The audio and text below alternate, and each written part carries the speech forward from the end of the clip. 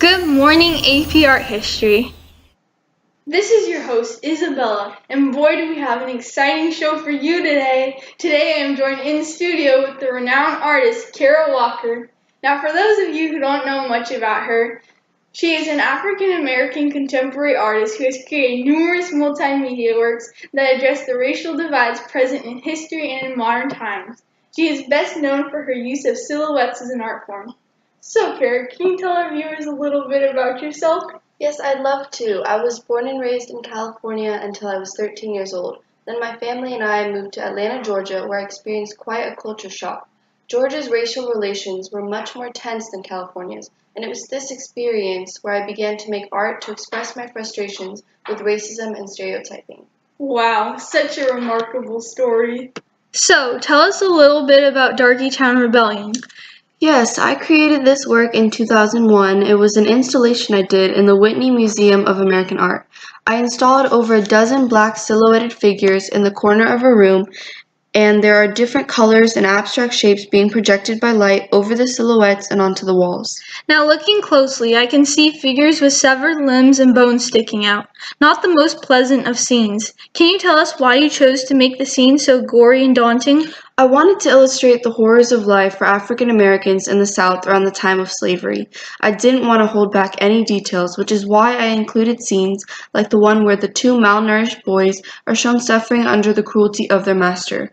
I wanted to document history's horrors in order to remind people that we must not repeat history or the racial stereotyping that led to racial violence. Wow, such horrors indeed.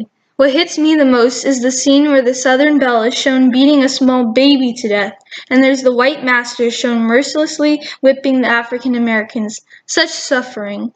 So, the Whitney Museum of American Art, a public museum, endorsed this installation. Why did you decide to have this be displayed in such a public place? I wanted this to be available to everyone. I want everyone to use this installation to reflect on and challenge stereotyping and its consequences. I hope that by being available to the general public, this installation helps to spark mass conversation about racism and how to prevent history and the consequences of racial stereotyping from repeating. Why did you use cut paper and projection on wall? Well, the black construction paper contrasts with the white wall, symbolizing racial divide. The light being projected causes the viewer to see their own shadow amongst all these horrors on the wall, which makes viewers question their own actions in partaking in racial stereotyping. Will the viewer help to prevent more future horrors? What role will he or she play? I used black construction paper in order to eliminate details so that there are no obvious differences between the white masters and the black slaves.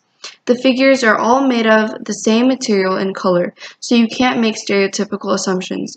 This challenges the historical and modern occurrences of stereotyping. I force the viewer to see all the figures as humans, not races. Black and white silhouette technique is a traditional technique, whereas light projection is a modern innovation. So I combine the past with present to show how stereotyping occurred in history, but also still occurs in the present. Why is this in a 37-foot corner of the room?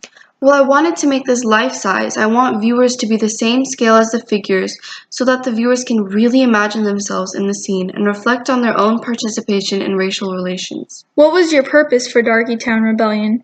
Well, its timeless function is meant to challenge stereotyping in all time, in history as well as in the present.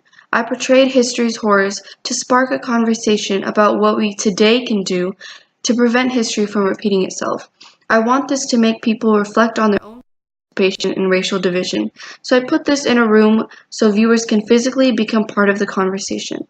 This is also meant to function as a historical documentation of life in the antebellum South, as well as initiate efforts to end racial division. How would you classify your style in this work? Minimalistic figures and abstract light projected shapes. The figures lack detail, and the figures' stances, actions, facial expressions, and anatomy are hard to see.